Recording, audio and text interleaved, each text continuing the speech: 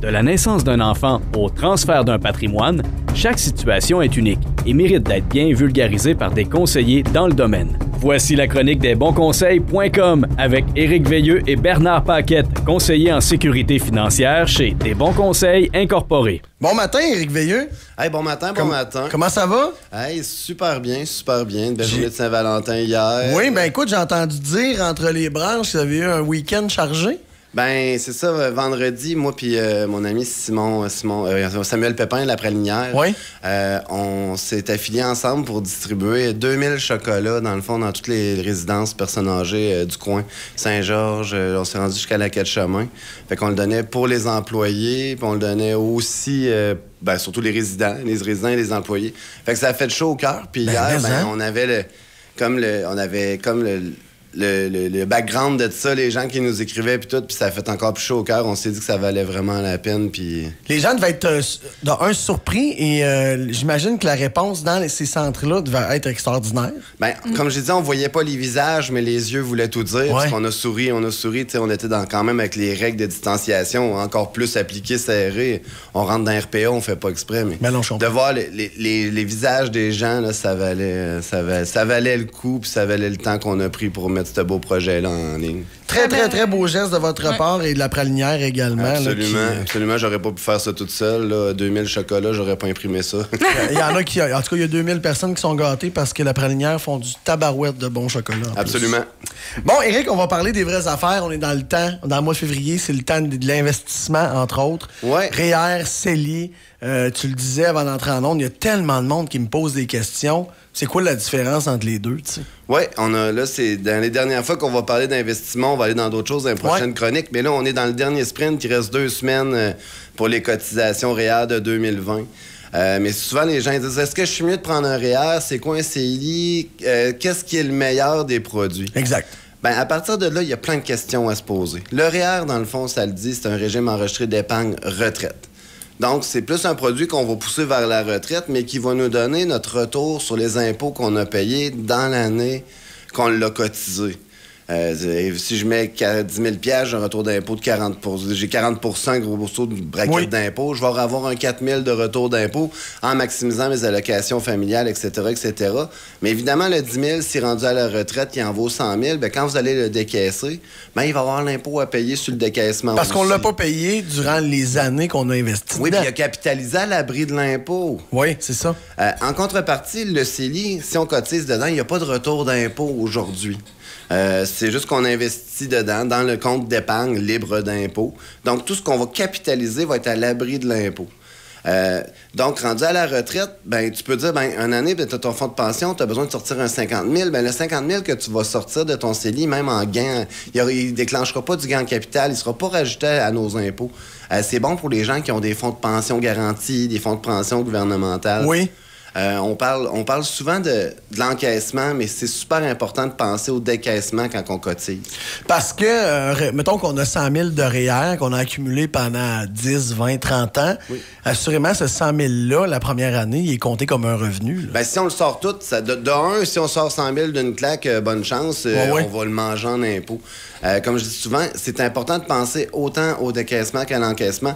Donc, si on a un fonds de pension, on va sortir un 10 000 de REER, il va être quand même assez impacté. Est-ce qu'on doit commencer à décaisser notre REER avant d'arriver à la retraite? Est-ce qu'on peut penser que le REER peut servir à la pré-retraite?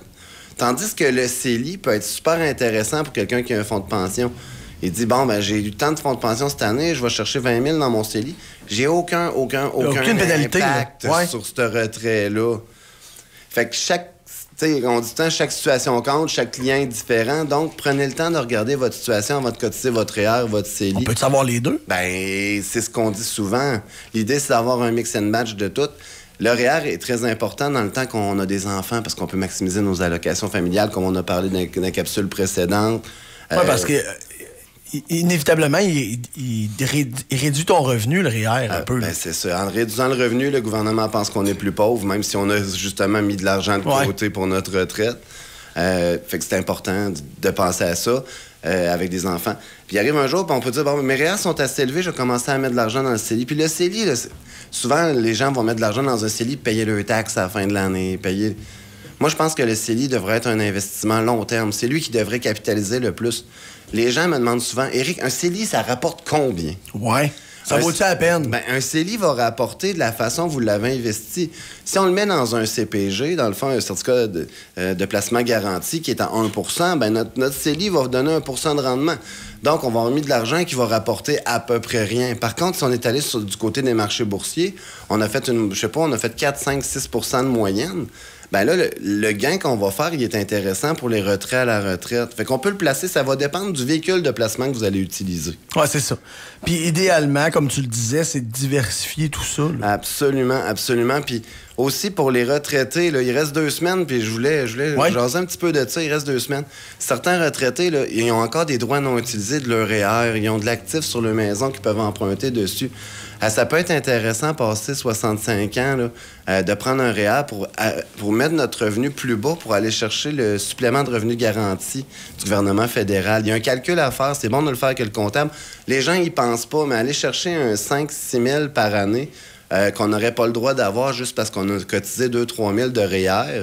Il y en a qui disent « Ouais, mais je travaille plus, ça vaut-tu la peine de cotiser à mon REER? » Ben, ça peut être extrêmement payant de cotiser à notre REER rendu à un tel âge.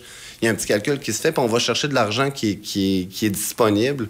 Même si on ne sort pas nos REER, qu'on n'a pas tant de revenus aux yeux du gouvernement, mais qu'on a une très belle qualité de vie, ça peut être très, très intéressant. Puis souvent, je vais dire au monde, avant d'aller chercher votre REER, si vous avez de l'équité sur votre maison, là, faites le calcul si vous êtes mieux d'emprunter sur la valeur de votre maison qu'au lieu d'aller payer 30 40 % sur l'impôt que vous auriez donné, puis perdre votre supplément de revenu garanti qui est très, très payant, là.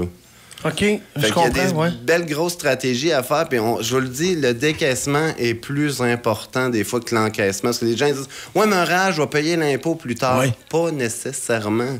Si on sort un minimum de REER, on sort un minimum notre régie des rentes, on sort un minimum on sort notre CELI, on emprunte sur les valeurs de notre maison juste pour baisser, pour pas avoir trop de revenus, puisqu'on paye pas d'impôt sur un emprunt.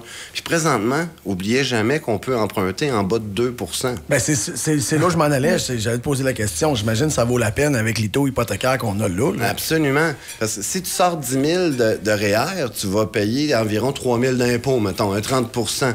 Mais tu sais, si tu prends 10 000 $ sur ton hypothèque à 3 %, ça va te coûter 300 $. Ça prend 10 ans à récupérer l'argent que tu as laissé dans les poches du gouvernement pendant ce temps-là, là, en intérêt. Là. Fait qu'il y a des calculs qui sont super importants à faire. C'est pas très, très compliqué. C'est de rencontrer votre conseiller, rencontrer votre comptable, puis prenez le temps de tout dire à vos conseillers et à vos comptables. Ils vont vous amener à la bonne place. C'est certain. Puis nous autres, notre job, c'est de vous poser ces bonnes questions-là aussi. Oui, puis de bâtir le bon plan aussi avec la bonne personne. Si jamais vous voulez avoir de l'information, les gens vous contactent via votre site internet, desbonsconseils.com. Meilleure façon, desbonsconseils.com. Suivez-nous sur Facebook, on a notre chaîne YouTube. Gênez-vous pas si vous avez des questions, on a l'équipe pour ça. Éric Veilleux, toujours très intéressant, puis félicitations encore pour votre beau geste de la fin de semaine. Merci beaucoup, merci. Salut, à la semaine prochaine. Merci. Desbonsconseils.com vous a été présenté par Éric Veilleux et son équipe située au 135-25 boulevard Lacroix à Saint-Georges. De la naissance d'un enfant au transfert d'un patrimoine, différentes stratégies s'offrent à vous. Parce que chaque situation financière est unique, vous devez vous assurer d'en tirer le maximum. Notre équipe d'expérience est là pour vous donner les bons conseils dont vous avez besoin. Communiquez avec nous au 228-72-24 ou desbonsconseils.com.